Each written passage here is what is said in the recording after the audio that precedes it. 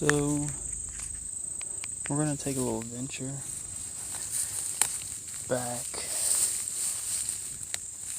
Man, this is growing up big time. We're gonna go back here where my dad's big 9 was killed, big 9-pointer, and then where I shot my 10-pointer. Wasn't last year, but the year before. We haven't really went back here in the last 2 years. We honestly really haven't been hunting that much, just because of all the hunters around us. We were trying to keep the doe population up because everyone else around us are killing them all. Everyone they see they're shooting, which nothing wrong with killing some deer to have some meat, but you know, when you're doing it just to do it, it's a little out of hand. Man, these spider webs are everywhere. So we're gonna go back here and check this out, see what it looks like. We've been working on the front, kind of cleaning stuff up and putting food blocks in.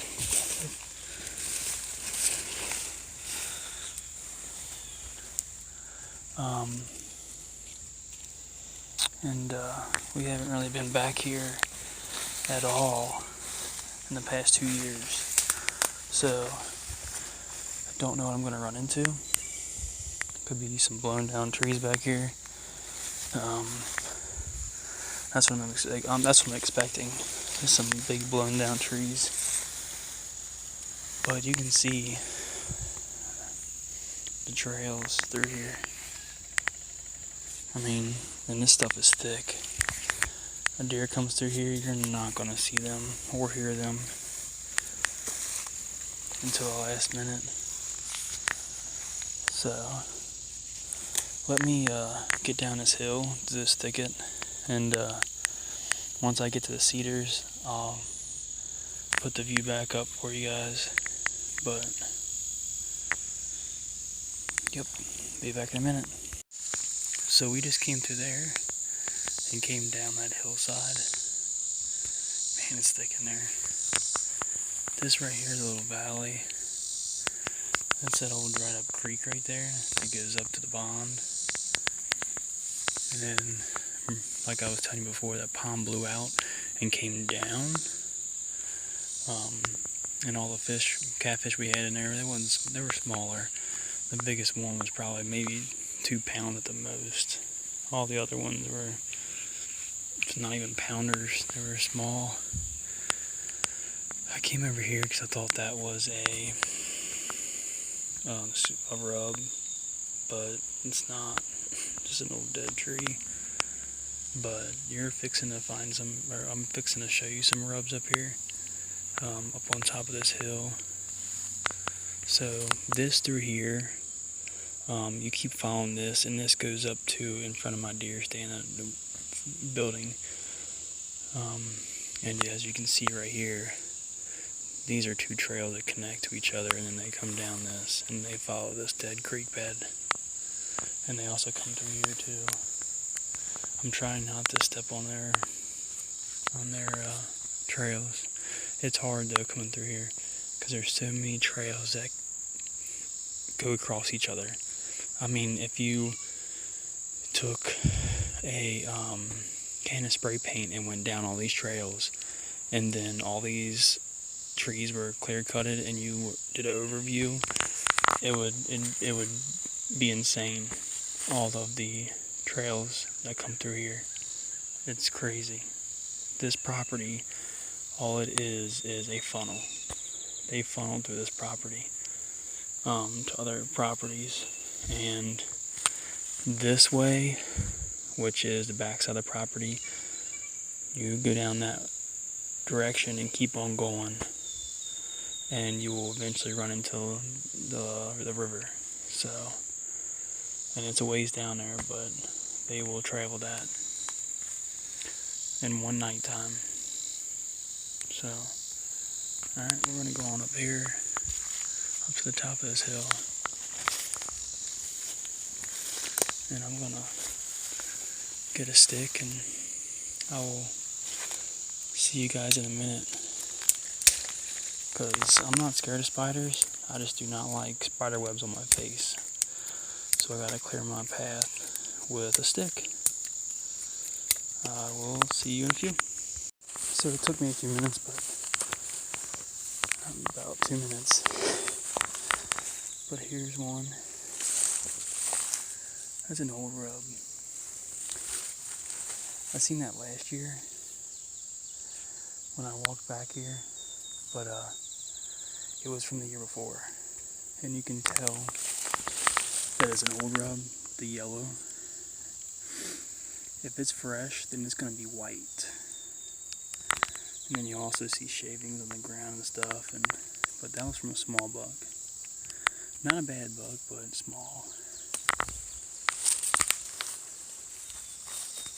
And this over here, I don't know if you can see the fence right there, but that's the neighbor's property.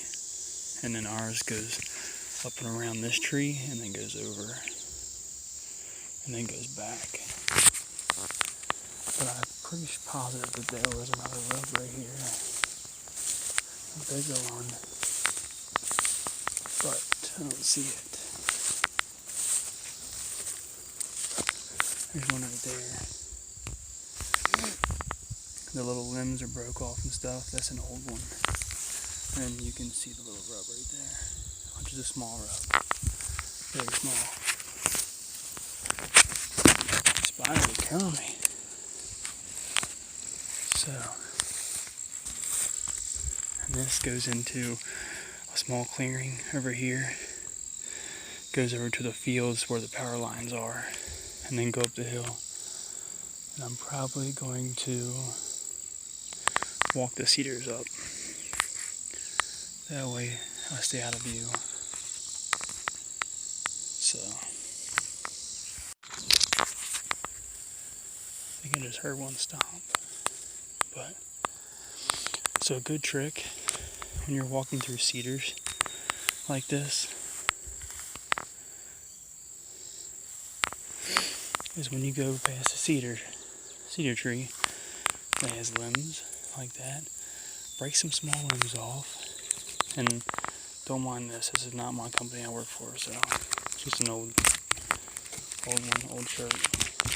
And what you'll do is you'll take those off like that, and you can smell the cedar on them. Deer will smell this over your scent. So you do is you take it and you'll rub it on you like this. And keep in mind I'm not doing this because I'm hunting right now because the season's not in yet. But this is pre-season. So I'm just giving you some tips when you go in the woods. Take those, rub it all over you, hide your scent. And then you can take them also and stick them in your pocket. Like that. Let them hang out a little bit. Like that, because it's blocking your scent. Yes, you can also use the scent killer, like on your clothes and stuff like that. You'll throw it in the washer. You'll throw that scent killer in there, and you'll wear that also. But do that, and if you go through cedar trees, pull limbs off, rub them on your clothes. It kills your scent. I learned that from my dad, my grandpa. My dad, back in the day, he'd find an area like this. He'd make sure that there was no poison ivy in it, or poison oak, and he would basically crawl in it. Get that stuff, dirt, rub it all over his pants and his shoes and his body. That way he smelled like dirt. He also did it with cedar limbs, and it actually works because he told me that years ago, and I've been doing it ever since. And I've had deer walk up on me 10 yards. I had one deer almost. If I would have sat there, she would have walked up on me and she would have sniffed my feet because she was coming right towards me. She was eating hickory nuts, just walking up to me, and I could have stabbed her with a knife if I wouldn't have moved. But I was Snapchatting a buddy and said, "Look at this deer this close," and I kind of went like that to her, and she freaked out and ran. So, but yeah, it's a little tip, little deer hunting tip. So we're gonna go a little further up here, and I'll show you the power lines in the field up there, which I'm going to put a stand up there sooner or later. So, alright, see you in a minute. And I forgot to mention also, real quick, if you're a smoker and you can't quit or whatever, or you're in the woods and you get a nicotine, or you need some nicotine in you and stuff like that, take some dip with you. I take Copenhagen Wintergreen long cut, because it smells like wintergreen. They don't mind it. So I used to be a heavy smoker, and then I stopped and went to dipping, straight dipping, and then here recently, I always give my cousin shit about vaping and stuff, but I tried it, and it works pretty well too, but I don't recommend vaping in the woods. I recommend dipping, 100%. I've had them, I've spit dip out of my deer stand. It was just a platform last year, and I had a